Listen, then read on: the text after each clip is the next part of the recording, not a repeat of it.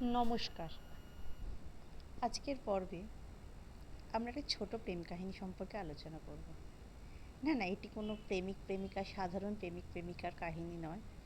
এটি স্বয়ং ঈশ্বর, শ্রীকৃষ্ণ এবং শ্রী রাধিকার প্রেম কাহিনী। আমি ছোট দুটো গল্প বলবো, যেটার সাথে তোমরা বুঝতে পারবে মানুষ ভালোবাসার জন্য কী না কী করতে পারে। সামান্য দুটো ছোট ছোট জিনিস। তো শোনো, ভালো লাগলে আমার চ্যানেলটাকে সাবস্ক্রাইব করে আমার পাশে থাকবে। তো শ্রীকৃষ্ণ আর শ্রী রাধিকা প্রেমিক এবং প্রেমিকা ছিলেন, কিন্তু তারা স্বামী স্ত্রী ছিলেন না। তাদের প্রেম কাহিনী আজও আমাদের মধ্যে অমর হয়ে আছে। শ্রীকৃষ্ণর নাম যেখানেই উচ্চারণ হয়, শ্রী রাধিকার নাম সেখানেই আসে। তারা দুটো ভিন্ন মানুষ হলেও তাদের আত্মা এক ছিল। তো শ্রীকৃষ্ণ জানেন সবাই, ছোট করে একটুখানি ইন্ট্রোডাকশনটা দিয়ে দিই। নারায়ণের অংশ, তিনি নররূপে, শ্রীকৃষ্ণ রূপে, অবতার রূপে মর্তে আগমন করেছিলেন দুষ্টের দমনের জন্য, এবং তার লাদিনী শক্তি রূপে শ্রীকৃষ্ণের আগেই জন্মগ্রহণ করেছিলেন দেবী লক্ষ্মী। তিনি হয়েছিলেন শ্রী রাধিকা। এর সাথে জন্মগ্রহণ করেছিলেন শেষনাগ বা অনন্তনাগ বলরাম রূপে। যাই হোক, তো মূল কাহিনীতে আসার আগে আসি।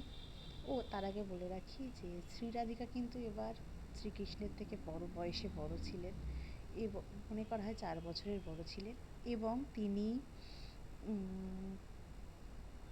সম্পর্কে শ্রীকৃষ্ণের মামি ছিলেন। যাই হোক, মূল কাহিনীতে আসি। শ্রী রাধিকা যখনই জল আনতে যেতেন যমুনাতে, শ্রীকৃষ্ণ তার পথ আটকাতেন, তাকে বিভিন্নভাবে বিরক্ত করতেন। ওপর শ্রী রাধিকা দেখাতেন যে তিনি বিরক্ত হচ্ছেন, কিন্তু তিনি মনে মনে শ্রীকৃষ্ণকে যথেষ্ট ভালোবাসতেন, পছন্দ করতেন। তিনি চাইতেন শ্রীকৃষ্ণ তার পথ আটকাক। তো এমন একদিন বিশাখা এবং ললিতার সাথে শ্রী রাধিকা যমুনায় জল আনতে যাচ্ছিল।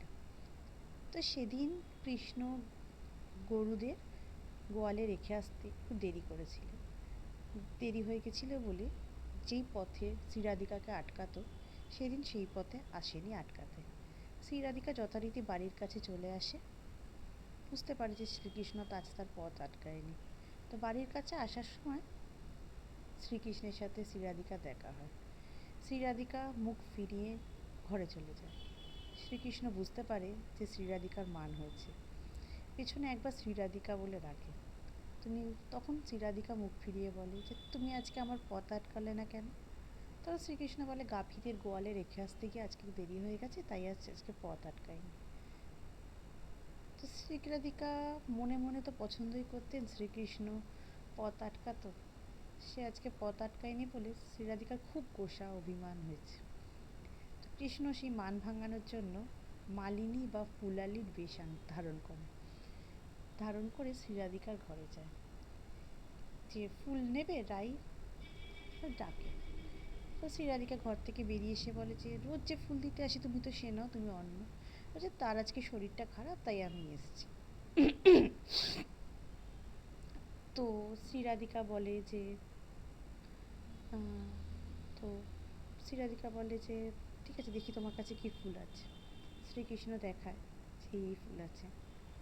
শ্রীকৃষ্ণর মাথায় তো সবসময় ছল কুটবুদ্ধি থাকতো, রাজনৈতিক বুদ্ধি খুব ছিল, সেসব নিয়ে আরেকটি এপিসোডে না আলোচনা করব। তো শ্রী রাধিকা বলে যে এই ফুল এনেছো, ওই দেখি। শ্রী রাধিকা দেখে, এবং শ্রীকৃষ্ণ মনে মনে বলে যে, মানে শ্রী রাধিকাকে মনে মনে বলে না, শ্রী রাধিকাকে বলে যে তুমি ওই কালো ছেলেটার মধ্যে কি দেখেছো যে তোমার এত পছন্দ তাকে? তখন শ্রী রাধিকা বলে যে ও কালো হতে পারে, কিন্তু ওর মতন ভালো মানুষ হয় না, তুমি ওকে কালো ভুলবে না। আমি ওকে মনে মনে খুবই পছন্দ করি, আর আমি ওকে ভালোবাসি। ওর নামে এই অপবাদ আমি সহ্য করব না।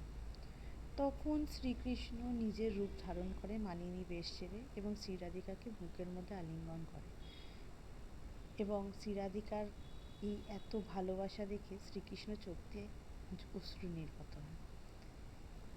এরপর আরেকটি কাহিনীতে আসি। শ্রী রাধিকা তো আগে থেকেই বিবাহিত ছিল, তো শ্রীকৃষ্ণর বিবাহ হয় রুক্মিণীর সাথে।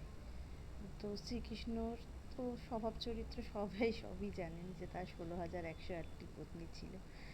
তো হাজার গোপিনী ছিল, তাদের সাথে রাসলীলা করতো, কিন্তু অন্তর থেকে সে শ্রীরাধিকাকেই বেশি ভালোবাসতো। তো যাই হোক, রুক্মিণীর সাথে একদিন রাজপ্রাসাদে বসে রয়েছে, তখন রাধিকা দেখা করতে এসছে শ্রীকৃষ্ণের সাথে, দেখাও হয়েছে। সেই দেখে রুক্মিণী অন্তরে খুব কষ্ট পেয়েছে। তো গিয়ে শ্রীকৃষ্ণকে খুব বলেছে যে শ্রীরাধিকাকে কেন তুমি এত ভালোবাসো, আমি তোমার জন্য তো সব করছি, তুমি আমাকে কেন এত ভালোবাসতে পারছো না? শ্রীকৃষ্ণ মুখ মুচকি এসে বলেছে যে আমি তো তোমাকে ভালোবাসি। বলছে না, তোমার যেই প্রেম শ্রীরাধিকার প্রতি আছে সেই প্রেম তোমার আমার প্রতি নেই। তো তখন শ্রীকৃষ্ণ মুচকি হেসে বলে যে আমার খুব মাথা যন্ত্রণা করছে। ওই দেখে তো রুক্মিণী খুব পাগল উদ্ভ্রান্তের মতন হয়ে যায়। সে বলে কি করে প্রভু তোমার মাথার যন্ত্রণা ঠিক হবে?